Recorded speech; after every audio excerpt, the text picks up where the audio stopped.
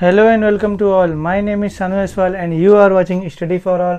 उम्मीद करता हूँ आप स्वस्थ होंगे, मस्त होंगे और घर पर होंगे। तो किसने खेलो इंडिया ई पाठशाला लॉन्च किया? तो किरण रिजिजू ने। किरण रिजिजू, थोड़ा सा नाम थोड़ा सा दो बार प्रोनाउंशिएट हो रहा है। तो किरण रिजिजू ने खेलो इंडिया ई पाठशाला लॉन्च किया। अच्छा, बात यह है कि अगर क्वेश्चन पूछा है तो कमेंट सेक्शन के बॉक्स में बताइएगा कि किरण रिजिजू वर्तमान में कौन है, किस पद पर हैं, कि कौन से मंत्री हैं। ठीक, तो ये आपको बताना है किरण रिजिजू कौन है। तो इन्होंने खेलो इंडिया ई पाठशाला लॉन्च किया, किरण रिजिजू जी ने। तो किस भारतीय क्रिकेटर को राजीव गांधी खेल रत्न पुरस्कार दिया गया? तो आपको पता होगा राजीव गांधी खेल रत्न पुरस्कार खेल में सबसे बड़ा पुरस्कार माना जाता है, सबसे सर्वोच्च पुरस्कार माना जाता है। तो किस भारतीय क्रिकेटर को राजीव गांधी खेल रत्न पुरस्कार से नवाजा गया? तो नाम है रोहित शर्मा जी को खेल रत्न पुरस्कार दिया गया और नामित किया गया है। ठीक, यानी अब दिया ही गया। अगर बात किया कि राजीव गांधी खेल रत्न पुरस्कार में कितनी राशि दी जाती है, तो 7.5 लाख रुपए नगद कैश दिया जाता है। नगद मतलब कैश दिया जाता है, 7.5 लाख रुपए की राशि दी जाती है। अच्छा, इनको राजीव गांधी खेल रत्न पुरस्कार क्यों दिया गया? इसमें इनका परफॉर्मेंस देखा गया लास्ट 2016 से लेकर दिसंबर 2019 तक, मतलब 2016 वर्ष से लेकर दिसंबर 2019 तक इन्होंने 8 बार 150 से ज़्यादा रन भी बनाए और एकमात्र ऐसे क्रिकेटर हैं जिन्होंने 2020 में 4 शतक लगाए। ठीक, और काफ़ी, और 2017 के बाद सबसे ज़्यादा शतक लगाने वाले रोहित शर्मा बने हैं। और पिछले वर्ष जब वर्ल्ड कप हुआ तो काफ़ी शतकों का अंबार लगा दिया, तो काफ़ी अच्छा परफॉर्मेंस रहा है 2016 से लेकर दिसंबर 2019 तक। किस ग्रह के पास खोजा गया नया क्षुद्र ग्रह? तो किस ग्रह के पास खोजा गया नया क्षुद्र ग्रह? तो बृहस्पति। कहाँ भैया? बृहस्पति में खोजा गया नया क्षुद्र ग्रह। अच्छा, इसका नाम क्या रखा गया है अगर इस क्षुद्र ग्रह का?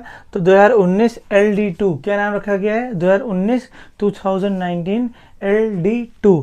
तो इतना उम्मीद करता हूँ समझ में आया गया होगा। तो किस ग्रह के पास, मतलब बृहस्पति ग्रह के पास खोजा गया नया क्षुद्र ग्रह 2019 LD2। तो ये क्षुद्र ग्रह, जैसे आपने धूमकेतु का नाम सुना होगा, धूमकेतु क्या करती है? गैसों को उत्सर्जित करती है, गैसों को एमिशन करती है। वैसे ही धूमकेतु की जैसे प्रॉपर्टी क्षुद्र ग्रह के पास भी, इस क्षुद्र ग्रह 2019 LD2 के पास भी देखी गई, ये भी गैस एमिट करती है, निकालती है। तो आपको बताना है कि इस ग्रह को किस ग्रह के नाम से जाना गया है। चलिए ठीक, मैं बता देता हूँ। बृहस्पति ग्रह सौर मंडल का सबसे बड़ा ग्रह है, आपको पता भी होगा। अब इसी ग्रह का एक उपग्रह है जो सबसे बड़ा उपग्रह माना जाता है पूरे सौर मंडल का, उसका नाम बताना है। और वर्तमान में बृहस्पति ग्रह में कितने उपग्रह हैं, तो ये आपको बताना है।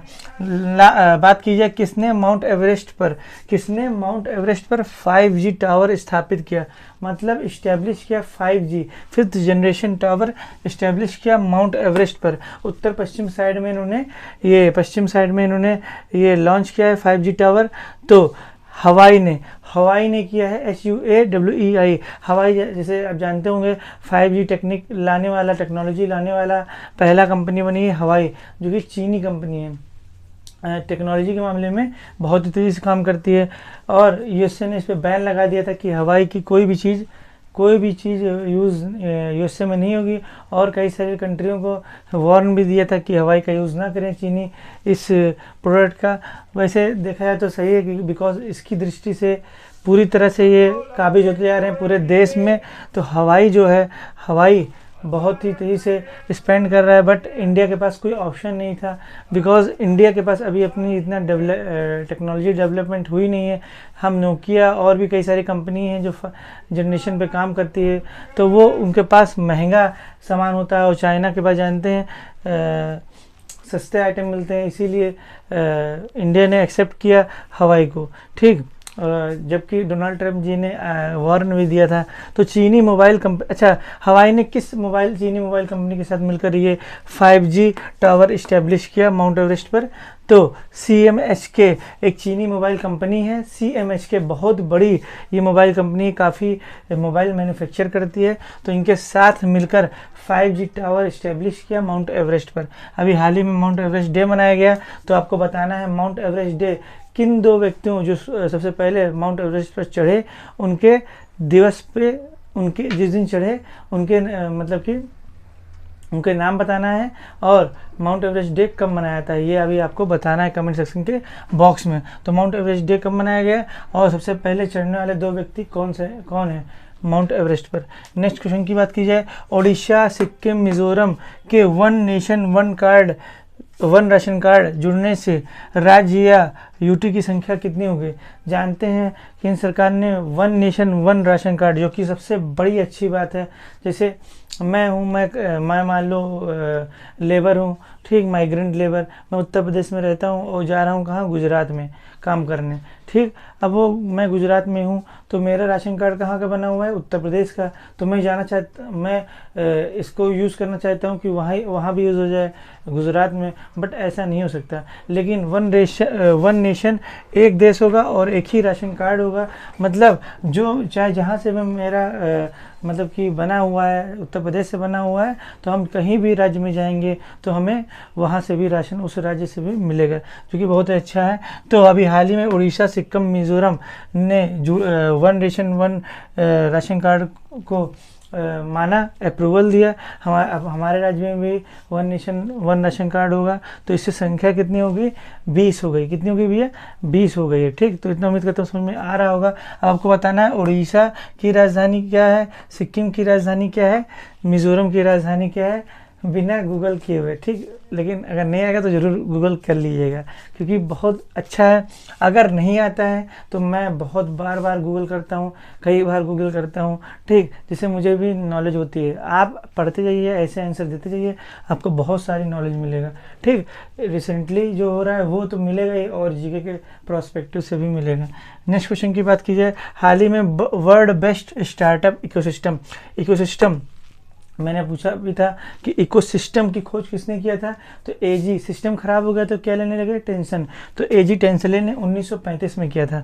तो आपको बताना है एक इकोसिस्टम होता है तो और एक होता है इकोलॉजी। इकोलॉजी की खोज किसने किया, below the comment section box, कब किया ये आपको बताना है। तो हाल ही में world best startup ecosystem ranking दी गई, जिसमें इंडिया की रैंकिंग 23rd रही, जिसमें टॉप 3rd कंट्री कौन सी रही, तो इंडिया की रैंक 23वीं रही, जिसमें टॉप 3rd कंट्री सबसे पहले यूएस, दूसरा देश यूके यानी यूनाइटेड किंगडम, जिसे हम ब्रिटेन या इंग्लैंड बोलते हैं, और तीसरी कंट्री कौन सी रही, इजराइल रही, ठीक। इसमें जितने शहर ज़्यादा होंगे, जितने इसमें टॉप 100 शहर लिए गए, जिसमें भारत के कितने शहर हैं, 4 शहर शामिल हैं। 4 शहर भारत के शामिल होने के कारण भारत की रैंक कितनी रही, 23वीं रही, जो कि इस बार रैंक गिरी है, ठीक। तो आपको बताना ये भी है कि वर्ल्ड बेस्ट स्टार्टअप इकोसिस्टम में पिछले वर्ष भारत की रैंक कितनी थी, ये भी आप बताइएगा। तो टॉप 3rd में देश में यूएस पहले नंबर पर, यूके दूसरे नंबर पर और इजराइल तीसरे नंबर पर रैंक दिया गया। पीएम मोदी जी ने MSME micro small medium enterprises को एम्पावर करने के लिए, इसमें और बूस्ट करने के लिए, काफ़ी हमारी रीढ़ की हड्डी है एमएसएमई, लघु कुटीर उद्योग, ठीक। तो एम्पावर करने के लिए, उसमें बूस्ट लाने के लिए, क्योंकि पूरा लॉकडाउन था, इकोनॉमिक कोलैप्स हो गई, पूरी इकोनॉमिक एक्टिविटी नहीं हो रही थी, तो इंडस्ट्री फैक्ट्री वगैरह नहीं खुल रही थी। तो पीएम मोदी जी ने एमएसएमई को एम्पावर करने के लिए कौन सी पोर्टल की शुरुआत की, तो चैम्पियंस पोर्टल की शुरुआत की है। चैम्पियंस पोर्टल की शुरुआत की है, इसमें चैम्पियंस का फुल फॉर्म है, क्योंकि मैंने कैपिटल लिखा है, और कैपिटल का क्या होता है, एक फुल फॉर्म होता है, सॉरी। तो सी फॉर क्या हो जाएगा, creation, and H for harmonious, of, M for modern, P for processor, I for increasing the for output, and N for nation and S for strength. ठीक, creation and harmonious of modern processor for increasing the output and nation strength. ठीक, तो हमारा nation strength हो, उसमें शक्ति है, जिसके लिए हमारे एमएसएमई को एम्पावर देने के लिए चैंपियंस पोर्टल की शुरुआत की गई पीएम मोदी जी के द्वारा। हाल ही में किसने PPE personal protective equipment and other material, जिसे उससे और भी जुड़े मटेरियल जिसमें हम कोविड-19 पेशेंट को हम ट्रीट करते हैं, इसे पहन के कि हम भी सब इफेक्ट ना हो। ठीक, तो हाल ही में किसने PPE kit and other material को कोविड-19 संक्रमण मुक्त करने के लिए बनाया। तो अब देखिएगा, जैसे हमने पीपीई किट यूज़ कर रहे हैं, हम डॉक्टर हैं और हम जो कोविड-19 पेशेंट है मैं उसको ट्रीट कर रहा हूँ, तो पीपीई किट पहनने के कारण भी कुछ पॉसिबिलिटी बनती है कि हमें भी क्या हो सकता है, हमें भी कोरोना हो सकता है। इतनी सारी चीज़ लैस होने के बाद फिर भी बहुत कम चांसेस होते हैं, बट उसके लिए उस कम चांसेस में वायरस का चांसेस बहुत बढ़ जाता है। तो चलिए उसको, जैसे मान ली हम कर रहे हैं तो हमारे ग्लव्स में भी संक्रमण हो सकता है, हमारे ये पूरे बॉडी में जो हमने पीपीई किट पहना है उसमें हो सकता है। ठीक, और उससे जुड़े मटेरियल में संक्रमण हो सकता है। तो उसको कोरोना वायरस फ्री करने के लिए, उस पर अगर कोरोना है या नहीं तो उसको मुक्त करने के लिए अल्ट्रा स्वच्छ यूनिट बनाया गया, एक डिवाइस बनाई गई है, अल्ट्रा स्वच्छ यूनिट मतलब इकाई बनाई गई है, जिससे पीपीई किट पे अगर कोरोना वायरस अगर है तो उसको पूरी तरह से डिसइंफेक्ट कर दिया जाएगा और हमारा पीपीई किट फिर से क्या होगा, रेडी हो जाएगा, बिल्कुल सही होगा डिसइंफेक्ट होके। फिर हम नेक्स्ट डे फिर उसका हम क्या कर सकते हैं, उस कोविड-19 पेशेंट को फिर ट्रीट कर सकते हैं। नेक्स्ट क्वेश्चन की बात की जाए, ये क्वेश्चन छूट गया था मुझसे, मैं बताने वाला था 6 मई को, लेकिन बट जगह नहीं था। विश्व हाथ स्वच्छता दिवस, इस समय बहुत ही बड़ी इस बार हाथ स्वच्छता दिवस मनाई गई। तो कब मनाई गई? 5 मई को, जिसका थीम क्या रखा गया? Save lives clean your hand. क्या रखा गया? Save lives clean your hand. तो इस बार विश्व हाथ यानी हैंड क्लियर डे कब मनाया गया? 5 मई को मनाया गया। अच्छा, इसका थीम क्या रखा गया? Save lives clean your hand. Save कीजिए, अपने बचाइए अपनी लाइफ को और अपने हैंड को वॉश कीजिए। बिल्कुल सही बात, इसमें सबसे बड़ा ज़रिया होता है हैंड, कि हम कहीं भी टच करते हैं। तो बहुत ही अच्छा विश्व हाथ दिवस मनाया गया 5 मई को, जिसका theme save lives clean your hand रखा गया। बहुत ही मोस्ट इम्पोर्टेंट, इससे आपको काफ़ी जानकारी होगी। आयु कवच कोविड ऐप किसने लॉन्च किया? ये आयुष होगा शायद। ठीक, आयुष, एक बार देख लेता हूँ। आयुष कवच कोविड ऐप किसने लॉन्च किया? उत्तर प्रदेश सरकार द्वारा लॉन्च किया गया है। इसमें क्या है? आयु से क्या हो जाएगा? आयु ही होगा। आयु से क्या हो जाएगा? आयुर्वेदिक। आयु से क्या हो जाएगा? आयुर्वेदिक। आयुर्वेदिक में जानते हैं जड़ी बूटी रहती है, जिससे काफ़ी बीमारी को पूरी तरह से जड़ से ख़त्म किया जा सकता है। तो आयुर्वेदिक में मौजूद जड़ी बूटियों की जानकारी को सरल भाषा में, जो चिकित्सीय जानकारी दी जाती है, लोग बुक खरीदते हैं तो बड़ा टफ होता है, चिकित्सीय मेडिकल टर्मिनोलॉजी में लिखा होता है तो सामान्य व्यक्ति उसे पढ़ या समझ नहीं सकता। उसमें कई सारे, इस ऐप में बिल्कुल सरल भाषा में इसको डिस्क्राइब किया गया है। आयुर्वेदिक की मौजूद जड़ी बूटियों की जानकारी मिलेगी और चिकित्सीय पद्धति की सरलतम जानकारी मिलेगी, इसे लोग घरेलू नुस्खा और इलाज कर सकते हैं। बहुत ही अच्छा, जैसे अभी बताया जा रहा है कि आपने नाम सुना होगा अश्वगंधा, बहुत ही अच्छा बताया जा रहा है कोविड-19 से लड़ने के लिए। तो this is the end of the video. उम्मीद करता हूँ बहुत ही अच्छा लगा होगा। Thank you for watching and keep it up.